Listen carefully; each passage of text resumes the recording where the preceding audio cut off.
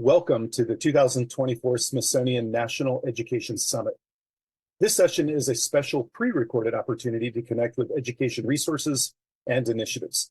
This presentation is also part of a larger lineup of over 40 sessions that include Smithsonian educators, classroom teachers, and leading experts from education organizations and partners.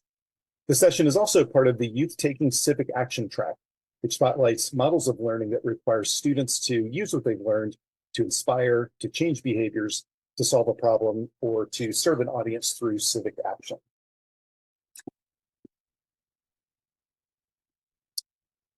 And welcome specifically to this pre-recorded session titled Democracy and Dialogue Virtual Exchanges. The information that I share about this program and ways you can participate will be valid through December 2025. And I encourage you to follow all of our Smithsonian Education hashtags on social media and sign up for our email newsletter to receive any and all updates on specific deadlines and benchmark moments going forward. This session is recorded on June 21st, but the materials that I'll share, the information that I'll share will be evergreen and will be applicable if and when you decide to be involved. My name is Andy Mink. I'm the Director of Rural Initiatives in the Office of Undersecretary for Education at the Smithsonian. And while this is a pre-recorded session and I can't take live questions from you, the audience, I do encourage you to pause the session right now, write down my email address. You can follow up anytime. Shoot me an email, reach out and contact me, and I'd be happy to tell you about the progress of the program. And again, update you on ways that you too can be involved should you choose. In my experience as an educator, time is the most valuable currency for all teachers and educators. And we truly do appreciate you spending your time with us, both in this session as well as at the Education Summit coming up. I also want to thank Dr. Monique Chisholm for her leadership and her vision in conceiving of this summit, which is now an annual event that brings together educators from all over the globe. And I want to thank Ashley Naranjo, who is the outreach specialist here in the office and has been instrumental in putting together such a fantastic slate of speakers and really built, I think, a community of learning around our participants and those who are joining us. This is really going to be an incredible conference, and we're looking forward to you now being a part of that community. And you are. This is not something that's a one-off or something that you can walk away from. We hope that you see the Smithsonian truly as a partner as you plan your instruction, as you consider ways to teach your kids, and as you reach out and try to find credible, relevant resources for the curriculum that you teach. We really do look forward to working with you in all capacities in the future. So the agenda for this session is really going to be broken into three different parts and around three key concepts. The first will be a understanding and sort of a framing around the upcoming semi-centennial. 2006 is rapidly approaching, and our nation is about to celebrate 2.5 centuries of the American experiment. This program, Democracy and Dialogue, will amplify local perspectives through student voice to better understand how those communities have played a role in this evolution and in the development of America. We're also going to review key concepts around place-based methodology, which will be the primary lens and perspective that we'll use to investigate our communities, and to give you a sense of the responsibilities and roles of facilitators, of the student groups that you work with, and the community that you serve. And then finally, we'll review the steps that you can take to join and contribute to this work. Each project, each exchange will create a puzzle piece that will give us a better understanding of America over the last 250 years. I almost think of it sometimes as a nesting egg, and we'll begin to celebrate local stories, we'll reflect on their connections with other communities, and ultimately we'll try to contextualize them in regional and national stories. At the end of this, I think what we'll find is almost a bubbling up, almost a quilting project of snapshots of America and the ways that all of our communities have been a part of this American experiment and can then lead us to the celebration and the commemoration of 2026. Democracy and Dialogue really speak, I think, as the title of this program, to the ultimate goals and the outcomes of what we aim to do. At its core, what we plan to do is create an ongoing inquiry-based reflection on the key tenets of democracy. Teaching democracy is not easy, though. Many of you know this well better than anyone else, and particularly in an era that's divisive, we're fraught with misunderstandings and misconceptions. Teaching democracy can be an ongoing and messy process. But maybe that's the call to action. And as educators, we should really think about facilitating deep and rich conversations with our young people about what their role in this democratic society is.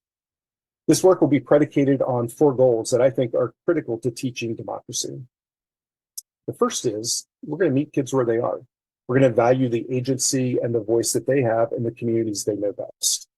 Kids of all ages, particularly the middle grades and the high school grades, are deeply aware of their relationship with others and their burgeoning role in that community. And we're really going to try to highlight their perspective and the voices that they bring to the interpretations of their communities. We also want to acknowledge and fully embrace the fact that history is messy. It's not a static textbook that we pull off the shelf and there's a series of dates and facts that we memorize and regurgitate if we want to, but rather it's a deeply complicated series of evidence-based interpretations of communications, of relationships built and sometimes lost. Oftentimes, I think of democracy as being violently optimistic because we're always moving things forward, always trying to advance our understandings of our own identities and the ways that those identities interact with others. We also want to acknowledge that democracy depends on how individuals relate to each other. It is that core of civil discourse, that core of communication and active listening that really makes democracy a vibrant and healthy way of living. And this program will really model and encourage our young people to engage in civil discourse. And then finally, we want to provide and promote models of civic engagement and civic choice. Young people are not, they're not bystanders. They're not sort of waiting to get older so they can do things. They're not they're sitting on the sidelines, kind of watching things happen that were going to happen anyway. They are critical agents in this American experiment, and we're really going to emphasize and try to offer specific examples of how they can become fully engaged in the communities they live in. I also want to emphasize again this notion of civil discourse. Each exchange will give students an opportunity to learn about and to interpret their own communities, to find common ground with another community in another part of the country, and then to acknowledge and celebrate the differences. In my opinion, I think when exchanges are successfully implemented, we'll find a lot of common ground. We'll find a lot of things that are in common with areas and regions and communities that maybe we don't fully understand, or maybe we have some misconceptions about. I think we're also going to find a lot of differences, and maybe that's where the sticky learning is seeing those differences, celebrating them, acknowledging that we can have them and still be part of a larger American narrative. We really want to see the youth that we work with, the kids that we work with, not as future voters. This, civic engagement and teaching democracy is not just about voting, and we're certainly not approaching this as a way to only focus on voting as civic action. They're citizens in the here and now. They're citizens before they get the right to vote, and leading up to it, it's their work, better understanding themselves and their role in the communities that I think are going to be the most powerful. The program, Democracy in Dialogue, extends the success that the Smithsonian has had with 4-H clubs across the nation and a project called Stories for History. We're currently in our second iteration of this, working with 4-H clubs and with youth in several different states. And we've developed a curriculum that guides those youth in identifying issues of civic concern, guides them to conduct research, and then guides them on how to steward those stories that they're identifying and that represent their home place. For example, we have youth in New Jersey who worked collaboratively to explore food insecurity during COVID-19, during the pandemic, and its impact on food banks, and then how they can use their voice to ensure that their community gets access to resources in the future. We have a group of small group of youth in Arkansas that produced a video on the history of the Trail of Tears, using interviews, and advocated that this story be included in school and state curriculum. In Oklahoma, youth conducted local interviews and did local research to tell the story of the impact of the 1999 tornado that devastated their local economy and the farming community. Taken together, all these episodes are not disconnected or unrelated to the broader story. These are stories of resilience. These are stories of perspective. These are stories of inclusive voice. These are stories of responding to circumstances for people of all generations and all ages. Each thread of these stories identifies and exemplifies the present tense response of communities to the needs and the interests of their place, of their people, And I think woven together, it's this rich tapestry that showcases the qualities and values of the American experiment. Our belief is that projects like this, projects that tell the story of local people, will be enhanced by sharing and reflecting with others. Democracy and Dialogue will take the Stories for History and extend it one step further by pairing teachers as facilitators and student groups with classrooms and out of school beyond the bell groups in other parts of the country to share those reflections and to further fine-tuning their deep understanding of the work that they're doing. So central to Democracy and Dialogue is a broader overreaching theme. And that central question is, how has your community played a role in 250 years of the American experiment? And there are some key principles that this program will model and then encourage in the student groups. The first is that we're approaching communities from an asset-based approach. Communities certainly have challenges, they have struggles, they have a history of relationships, some of which have been conflicted and complicated. But every community has value. Every community has innovation and creativity and pride. And we're really approaching and encouraging each of our groups to see their communities through that lens and then to share it with another to learn of their pride as well. We also want to focus on the dual and sometimes incompatible, sometimes compatible concepts of place and person. All communities represent the people who live there, and all those communities represent the places that are located. But those are fluid concepts, and we'll talk some about that in today's session. We want to emphasize change over time and really bring to this work, this research, and these final projects this sense that we're seeing all of the things that came before us from a very particular perspective, and place and person changes over time, and those relationships evolve, and we'll try to not pin things down necessarily, but rather draw a deeper understanding of how that works. And finally, we really want to emphasize the importance of evidence-based and inclusive storytelling, voices that deserve to be a part of and are critical elements of any larger narrative. And each of our student groups will be charged with really being thoughtful about the stakeholders and the voices in their communities, some of which have been heard always, some of which perhaps have not been heard, some of which perhaps have been erased.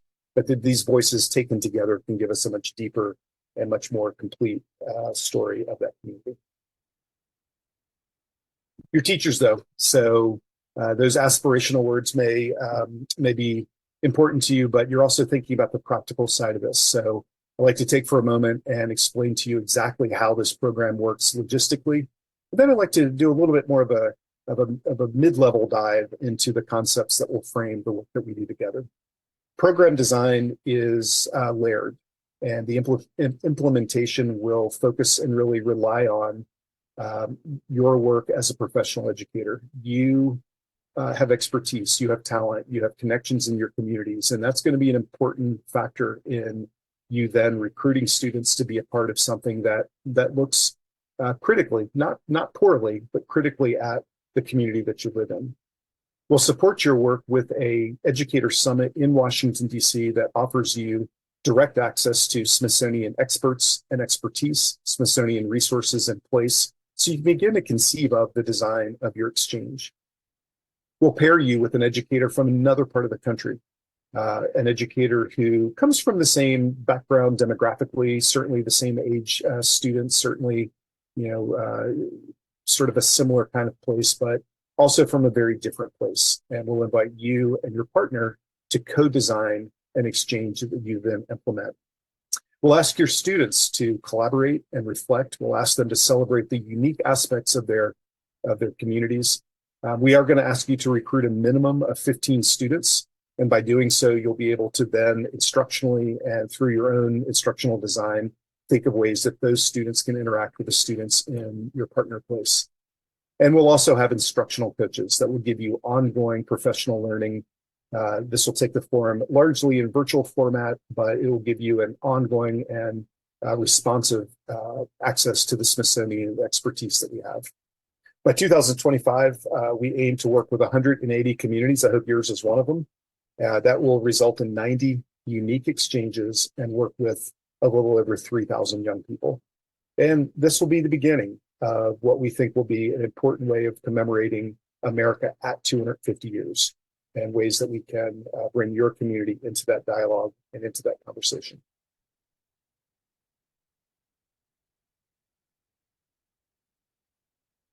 I'm always amazed. It always is jarring to me, if I'm honest, to look back on what people in the 1950s and 60s thought that their future might look like.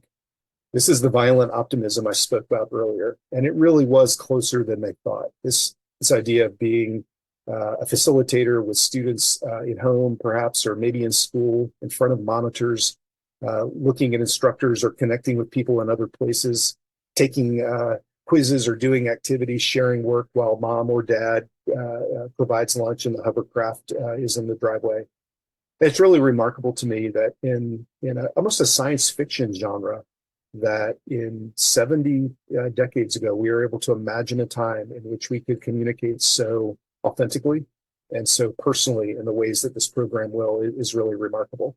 And I think that you'll find your own students will grow immeasurably from not just looking at themselves, not just expanding outside of their own classroom and cohort into their communities, but then sharing that with others, hearing what their experiences are, and then reflecting again on their own is really an invaluable process.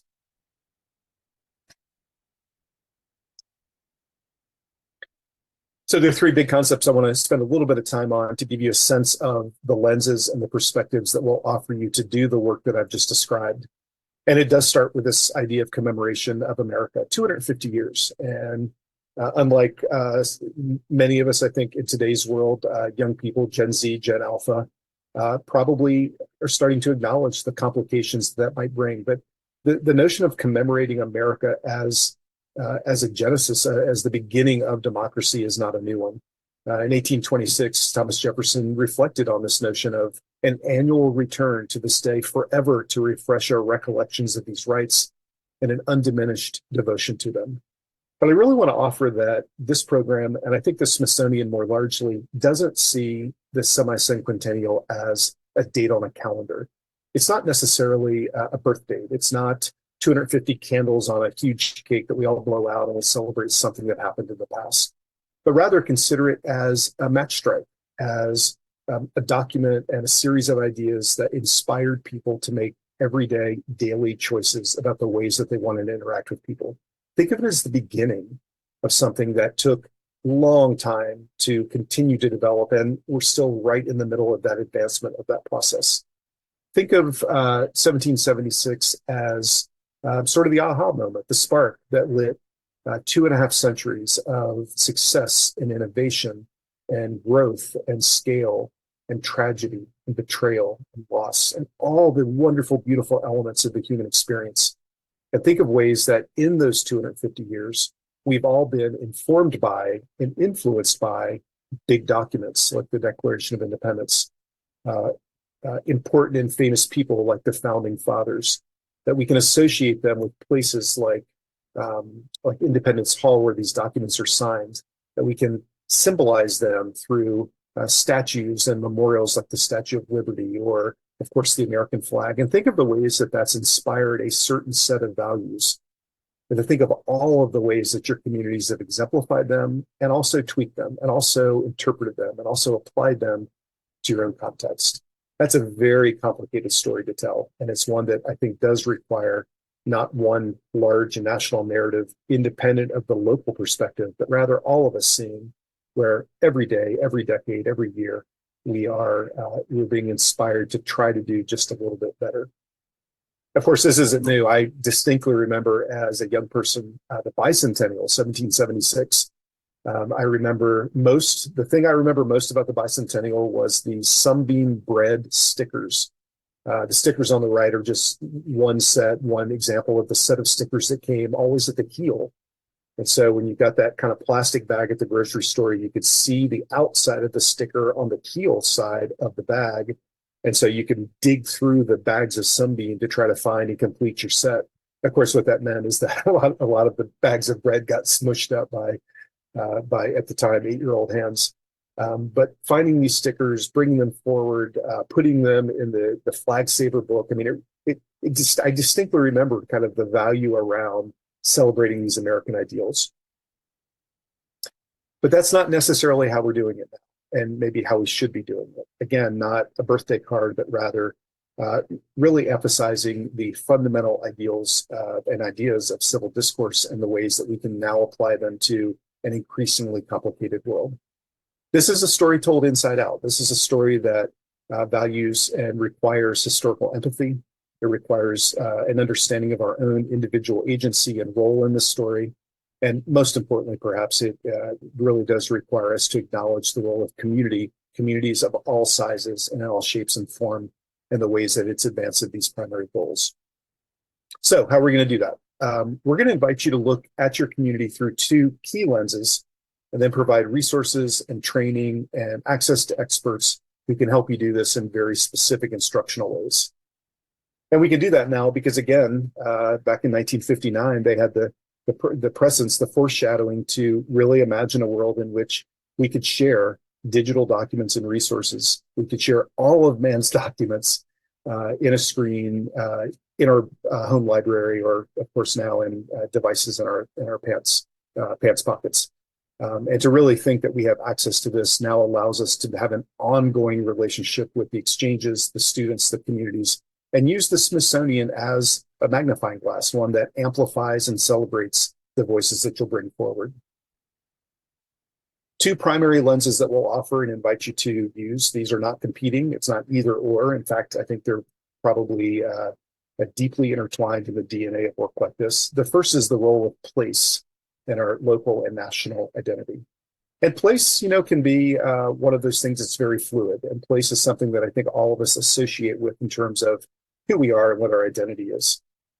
Many of you may recognize this aerial view of this space. If we were together, I would invite you to guess.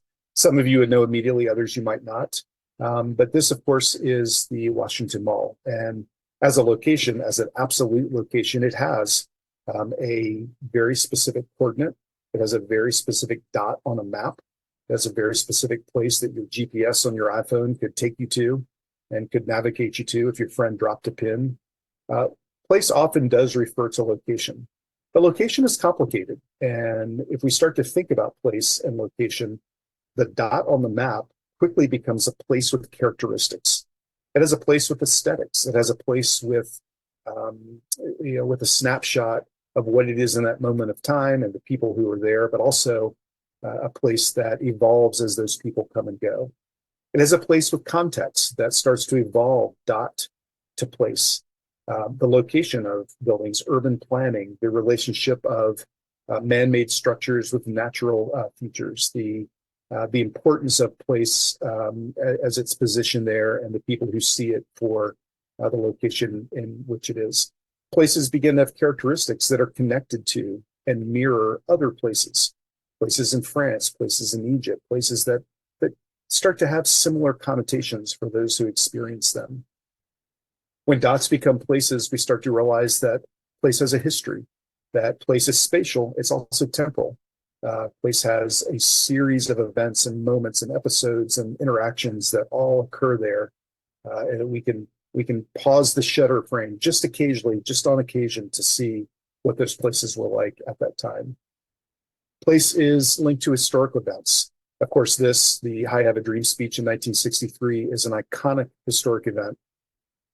But there are many events that happen that seem ephemeral, that seem to sort of pass in the night, and in some cases, certainly for individuals, may be no less important, whether it's proposing to your spouse on those same steps or sitting on them and looking over the same view and being inspired by the words that you heard 70 years ago.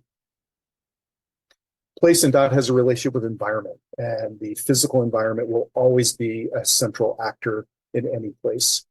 These aren't just sort of violent and tragic things like earthquakes and hurricanes and fires, but it is the relationship of the ways that our physical space changes under our feet, particularly as growth and sprawl and people move and migration happens, but also just the ways that we see that place and we respond to it. Place can become part of our national celebration, our local or regional celebrations. Place can also be somewhere that we return to center ourselves in personal reflections, like a cemetery or like a old house that we used to live in. Place can be more complicated than just a dot on a screen. Place is something that we all associate with, and it seems almost invisible to us because, we reflect on it, we move past it, we seek it to do something. But when we really start to look at the layers of place and the ways that that place is fluid and the ways that we can investigate them, I think it does give students many more aspects of what their small town, their local community, their city block, or their schoolyard might be. Secondly, we'll be inviting you to look at the role of person in national identity. Place is important, but of course, people are as well. And people that make up any community really are at the heart of the relationships and the community that we've been discussing. I'm the director of rural initiatives, so my focus at the Smithsonian is specifically on rural communities. And as I think about what rurality means, as you might an urban setting or an ex-urban setting or wherever it is that you live in the community you teach and serve in, I really start to think about what the qualities and characteristics of that place are, defined by and self-identified by the people in them. I recently asked ChatGPT to show me a rural environment, and this is what it produced. Pretty stock, a lot of assumptions in this, a lot of characteristics and qualities that are accurate to some degree, but certainly are not broadly inclusive of what rural spaces look like. And that's the complicated part of seeing people in those places. If I ask ChatGPT to show me a rural person and it shows me this guy, that's not rurality in most of America. It may be in some parts, but it's not everywhere. And so even between spaces, we're different, and these are differences that we can celebrate. I invited several people who live in rural spaces to reflect on what rurality means. I'd like to share these with you as a way to look at people and the ways that they tell the stories of the places they live. The first is Ina, who is 37.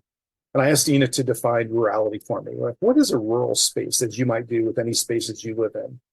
And Ina replied with a poem. This poem is called Rural Letter Carrier. For a brief while, the 86 miles gave some illusion of travel. The season's slow cycling part of it, the sky moving from cloud to clearing, field turned under or crowded with corn, crows, soybeans, tobacco, snow. The houses went down over time, the men dying away, then the windows. In the yards of emptied houses, their children went on living in trailers with tires on the roofs. And the names of the mailboxes and the ones in ragged graveyards were the same.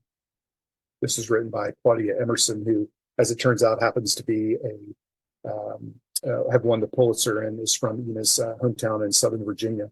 But I love that line. The names of the mailboxes and the ones in ragged graveyards are the same. There's a temporal side of place that all of you would investigate, I think, in any exchange. I also asked Mike, who's 49, about to turn 50, what he imagines a rural space to be. And his perspective was a little different. Growing up, we never used the term rural, as it was always tied to officials describing local agricultural, federal initiatives, or policies that were, in our youth, disconnected from our immediate experience. I'm not sure that communities or people want to be defined as much as they want to be understood. And I think Mike speaks directly to this notion that people anywhere, but particularly in a rural space, don't really want to have a label put on them, because labels come with assumptions and labels come with things that we imagine your life to be like, but rather that they want to tell their own story. And that's what the heart, I think, of the Democracy and Dialogue Virtual Exchange lies. And in that local story, in that sense of telling your own story, it often revolves around things like resilience, responding to things that happen that are negative, and whether it's a chicken fire in a local plant, and communities pull together and they find the resilience to respond to that. Or they reach forward and they're active and they are engaged civically and civilly in their local communities to protest things that they find to be unfortunate and wrong. They celebrate and they find ways to bring forward the voices in their local communities that have contributed to this American experiment. And they absolutely pull together and they band together when things are going poorly.